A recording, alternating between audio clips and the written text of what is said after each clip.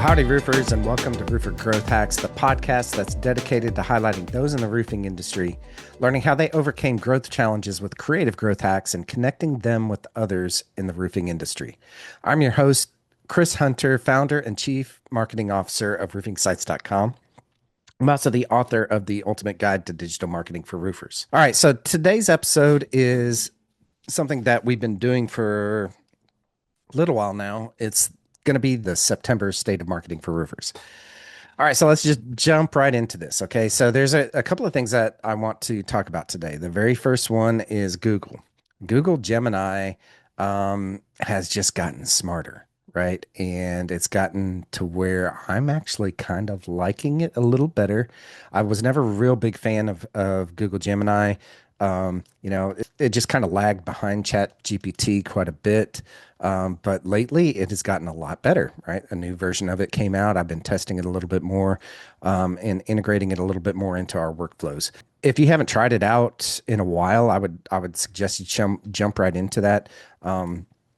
There's all sorts of really cool bells and whistles when it comes to it. There's research tool. There's all sorts of other things like video, right? It's using VO3, which VO3, I've been experimenting around with that in the past month quite a bit. In fact, I made an entire AI generated video with it for roofingsites.com.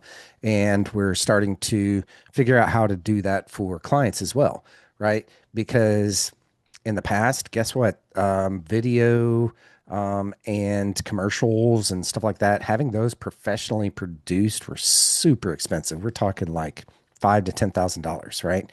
And that's no longer the case if you can do it using AI. And guess what? If you didn't know that I created this video, right, with AI, you would have no idea, I think, and this is when I looked at it, when it produced it, it was just, it blew my socks off, So anyways, start thinking about that. You can it's just native right into Gemini, Google Gemini, which is the LLM, the language learning model for Google. Okay. Just something to kind of consider. The other one that they just released also is something, and it's a weird name. I don't know where they came up with this name, but it's called Nano Banana, right? Nano Banana is basically an AI image creation tool that is really good. Okay. And so you can use both of those natively now inside of Gemini, and both the video and the image creator inside of Gemini. So it's actually really cool.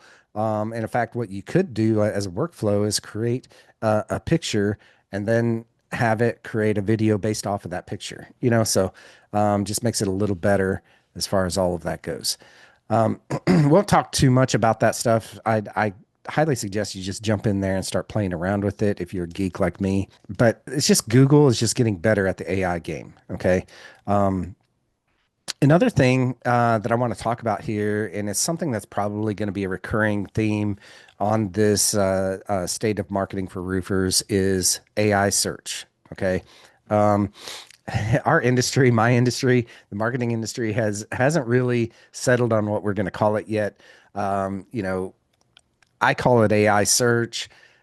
There's AEO, answer engine optimization. There is GEO, generative engine optimization. There's AIEO, AI engine optimization, right? So whatever. I still think it's all about search, so I'm just calling it AI search optimization. Okay. The thing to note here is that it's really coming fast. Okay. And I say that because I had someone that reached out to me in the past week that told me that he had found me on ChatGPT. That just kind of blew me away. We have not, for roofingsites.com and my personal brand, Chris Hunter, right? We have not been really optimizing for ChatGPT.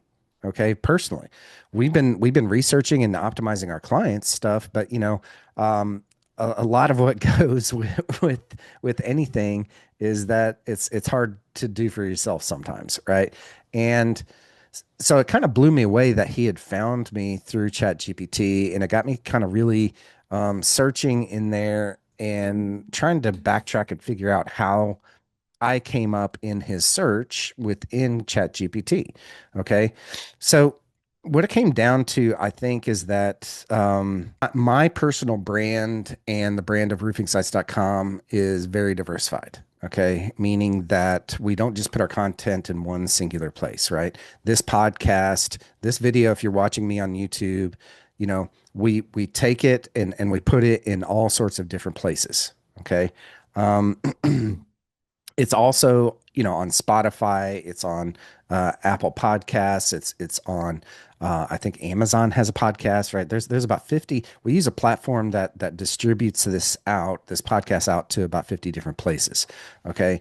Um, so I think that contributed to it. And we of course do all the normal stuff for ourselves for search engine optimization, as well as, content that surrounds this. There's probably, if you're watching this on our website later, you're probably seeing this surrounded by an article that was created based off of what I'm talking about here today. So the point here is that AI optimization is no longer about one specific thing like search engine optimization has been about for the past 20 years. Yes, it's about content, but it's also about distribution of that content. It's about what others are saying about you and what other websites are saying about you. So when maybe this person went to search inside its chat GPT for an expert in the roofing industry and an expert marketer in the roofing industry, and chat GPT gave him me, well, it was because our marketing in general is very, very diversified. Okay. We post every single one of these episodes, not only on all the things that I've talked about, but also the normal channels, okay, social channels, Facebook, Instagram, LinkedIn, X, on Google Business Profile. I mean, we distribute it as wide as we possibly can, and that's one thing that I see over and over and over and over again with roofing companies is that there is no commitment at all to content and distribution of content primarily. And a lot of times, if they are distributing their content, they're leveraging it. They're leveraging it maybe on one channel, maybe Facebook, right? Because that's all that they know. But they're not posting it out to X or Instagram or LinkedIn. There's so many companies that I run across that have zero LinkedIn presence, which is just a massive mistake in my opinion. Okay. There's just a lot of things that could and should be done, right?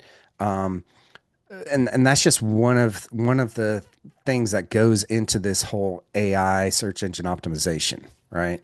Um, the other thing that I think that we do really well is we, besides content, on-site content that we put on our website, we put a lot of frequently asked questions on our website. And I think that really plays into it as well because, Chat GPT and specifically really likes, and Google, but for that matter, we started writing frequently asked questions a long time ago of people, what people are actually asking, right? Google, there's a people also ask section on every search engine result page inside of Google that you can just simply go down through and answer all of those questions. Really easy to get AI to do that kind of stuff. But, the point here is that we add a lot of content on our website. We add a lot of content off of our website and distribute out our content as much as possible. And I think that footprint is what is leading to companies and brands getting found on ChatGPT. The other thing and we're about to start doing some major research on this. I'm building an AI tool in order to do this research, but my theory is that schema, right, which is, I'm about to geek out here, but schema is this code that sits in the back end of your website that tells, it started out for Google, and it's basically this code that tells Google what kind of business you are, your operating hours, all sorts of different things. There's small business schema. There is frequently asked questions schema. There is, all sorts of things that can be put on your website specifically, right?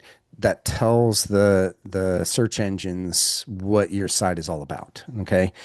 Schema by the way, is also helping out dramatically with ChatGPT, with Gemini, with Perplexity, with Copilot. All of those things, my theory is that the more that you build out in your schema to and make it easier for them, the LLMs to figure out what your site is about, the easier it's going to be for them to present you as the expert in your local market. Okay. Now, of course, you want to do all the local normal SEO stuff. And when I say normal, this, not everybody does this kind of stuff, right? But make sure that you have pages with your services plus location. Make sure you have backlinks. Make sure you have local backlinks, okay, that are important these days. So like Better Business Bureau, Chamber, NRCA, your local organization that you might or might not belong to, go ahead and belong to that and get a backlink to your website, right? All of these things are entities that are sitting out there that are talking about you. So the more that you have of these types of things, right, these citations, if you will, okay, about you, the better chances you're going to have to be presented above your competitors. Okay. So with all that being said, all right, and I'm just going to throw this out here there that AI, search engine optimization, AI, AEO, whatever it is that we're going to call this, it's the same thing as search engine optimization in the fact that it's king of the hill. Okay, meaning that you've got to outdo your competition in order to be presented as the one or two, maybe three options that people are going to have when they search for you. Okay, and you the more content that you have on your website, the more content you have outside of your website that points back to your website, the more content you have about you and your brand out there on the internet, the more of a chance that you're going to give yourself to actually show up in that search. Okay. Hopefully that makes sense. Remember, it's just king of the hill. You got to outdo what the other people did, right? What your competitors are doing. Now, to dovetail right into all of this talk right here about AI search engine optimization and how to optimize and your business and getting it presented in front of your competitors. Okay. Apple just announced that Siri, and get this, Siri's going to be smarter. Okay. Finally, right? And they announced that they're going to have more of an AI, right, option into Siri in the future, right? March of 2026 is what they have announced. Okay. And I laugh at this. I absolutely laugh at this because that $1,000 machine, right? I talk about this all the time. That $1,000 machine has been sitting in people's pockets for a decade, over a decade, actually, at this point, right? That $1,000 machine has had Siri on it for that amount of time, but it has been a dumb version of Siri. It's not smart at all. Okay. And in fact, I tell it it's not smart at all a lot, right? Because it should be smart and it's very frustrating. Well, it's about to in about 6 months. Yeah, by the time that you're listening to this, it's we're 6 months ish away from that, and that it. I laugh at that because come on, Apple. This thing has been out there for over a decade. Siri has been installed into it for over a decade. They've had a decade to figure this thing out. But yet here we are in 2025, and they're announcing that in 2026, it's going to get smarter. Okay. All right. I'm going to get off my soapbox, but here's where this pertains to you is that once, and I've been talking about this for the past couple of years on this podcast, is that once Siri gets smart, okay, Google is in trouble. And if your search optimization has been geared only to Google, which a lot of search engine optimization companies for the past decade or longer, I've been working, in optimizing for Google for over 20 years at this point. Okay. If that's your only search strategy, then you're in trouble. You're going to be in trouble in March of 2026. So right now you've got a 6 month gap to start preparing for that. I'm going to be talking about it with my clients and so forth. But I think that we already have the path already, geared out for them, right? Because it's everything that I just talked about. It's making putting schema on your website, making sure that you have plenty of content, that you've got frequently asked questions, that you're doing the normal SEO stuff, that you've got good backlinks coming back to you from local organizations like the Better Business Bureau, Chamber, NRCA, in my case, RCAT, Roofing Contractors Association of Texas, and so forth, right? So if you've got all of these things working towards you already, then you're going to be in better shape. And all you really need to do is start gearing your content more towards the questions that people are asking. And if you start thinking about how people will ask that via voice, because that's really the big change here, it's going to be more conversational. Okay. And if you gear your content towards that you're writing about, and you have pillar pieces on your website, and you have, supporting pieces on that, and then you've got the content that is more conversationally based, that's pointing to all of those things, meaning that they're linking to those, then you're going to be in very good shape. Okay. So if, however, and I assess 4 to 5, roofing company websites every single day, right? 99% of those have maybe 5 pages. I would say out of those 99%, 80% of those are one-page websites. Okay. Now think about it. What do you think a search engine consumes? A search engine consumes text. Okay. We now have the ability to create a massive amount of text, of content for our website through the use of ChatGPT or Anthropic's Claude or Google's Gemini or whatever, right? You have the ability sitting in your pocket, and on that $1,000 machine, mind you, you can do this with this phone, create that content and put that on your website. Okay. You have 6 months. You've been warned. Okay. If you're listening to this, sit up and pay attention, because Google is in trouble. Okay. Apple, once Siri gets smart, Google's going to be in major trouble. And if you're not diversified, then you're going to be in major trouble. And you're going to be wondering, where is all of the calls gone?